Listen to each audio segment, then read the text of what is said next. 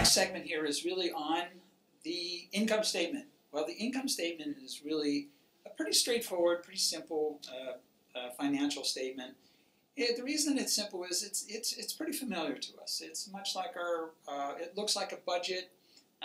Budgets we do at home, budgets we do at work. So it's pretty straightforward. And you may know this as an income statement in your organization. However, some organizations use the term P&L statement. Some organizations use the term statement of operations. So regardless of the way you define it in your organization, the formula for obtaining it is really the same. And that formula is really, we're going to take all of the revenues of the organization, we're going to subtract out all of the cost, and what remains is really our profit. So all of that is together, that is our income statement.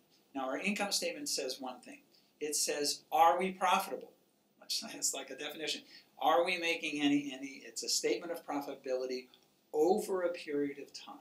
Now that time could be a week, it could be a month, it could be a quarter, it could be annually. And it really depends upon the kind of organization you are and the kind of requirements that you have. If you're a publicly traded organization, you do have a requirement to publish it on a quarterly basis. Public organizations on at least on an annual basis.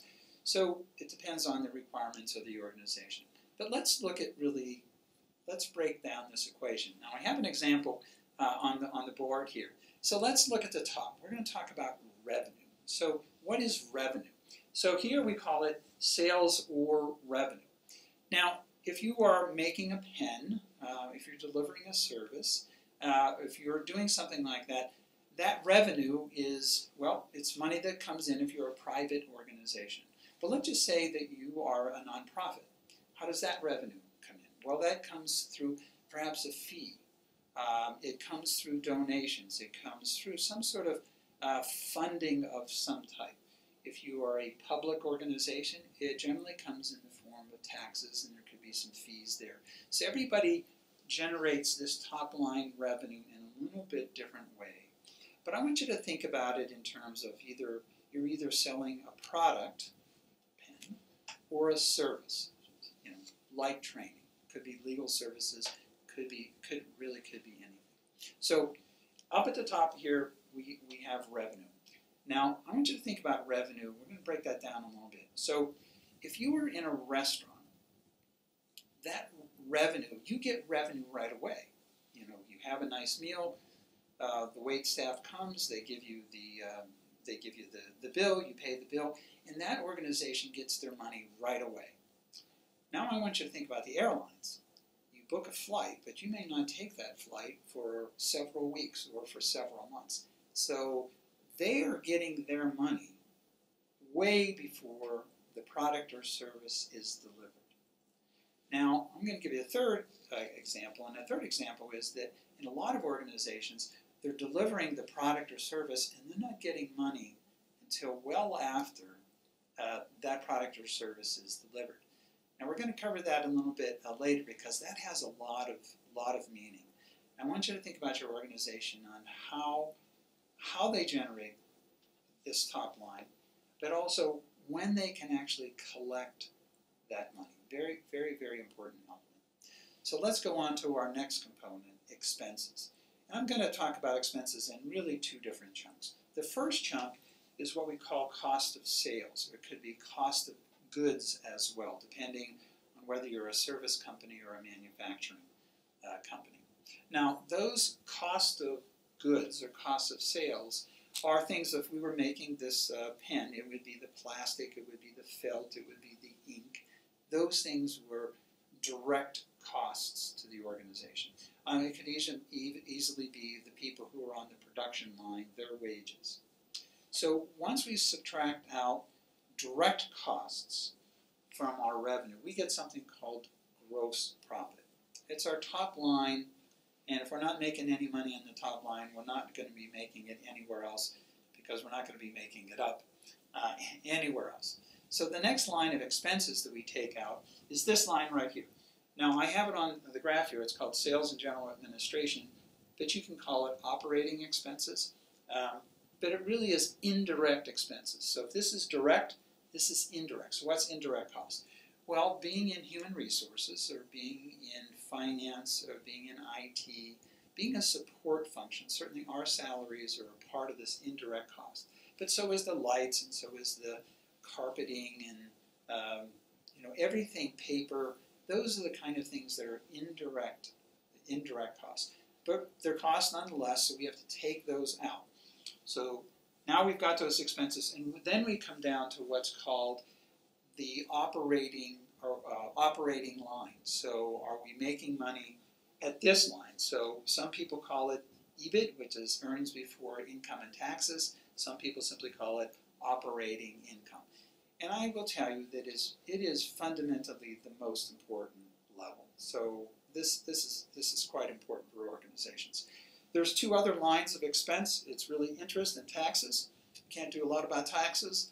That money gets taken out. And then we come down to the net income, really a bottom line. And that's fundamentally what organizations are interested in. So we start pretty high. We take, in this case, it's 1933. Then we go to 652. Then we go to 248. You can call those dollars. You can call those thousands. You can use the millions, whatever you want to do. But you can see the trend is for those things to go down because we're taking expenses out. So let's talk about this number. Let's talk about this bottom line number. When you think about that bottom line number, there's a couple of things I want you to think about. I want you to think about the size of that bottom line number. So is this 248? Is that larger than last year? Is it smaller than last year? So is our trend line, hey, it's going up, or is it going down? Important figure.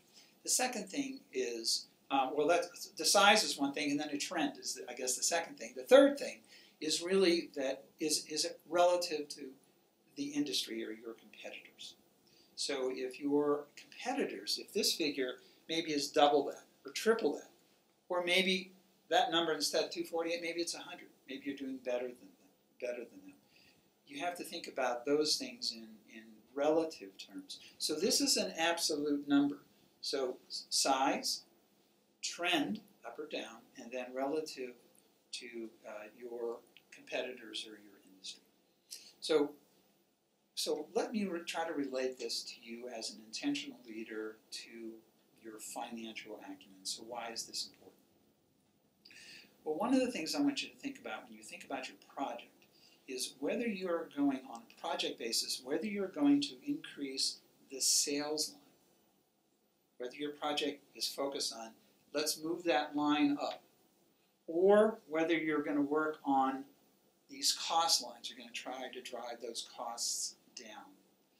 You need to fundamentally understand that positioning, because when you go to ask for resources in your organization, it's going to be a leverage point. So, hey, we're going to be, if you're going to work on the cost side of the equation, you can say, hey, we're going to be more efficient. If you're going to work on the sales or revenue side, you say, hey, we're going to be more, we're going to provide more services or more products. This is going to enhance our ability to raise that top line. So there's some ground in between. There is some crossover between those two. But when it comes to your project, I want you to think about things in those terms. Raising revenue or simply lowering the cost. So, in quick summary, I want you to think about revenues minus expenses equals profit. Every organization needs to make some level of profit. That profit is either, it's an absolute amount, it's a trend, it's relative to everybody else. And you want to think about the equation as to where you're going to spend your time and your focus on your project. The next thing we're going to talk about is really the balance sheet, but we'll address that in the next video.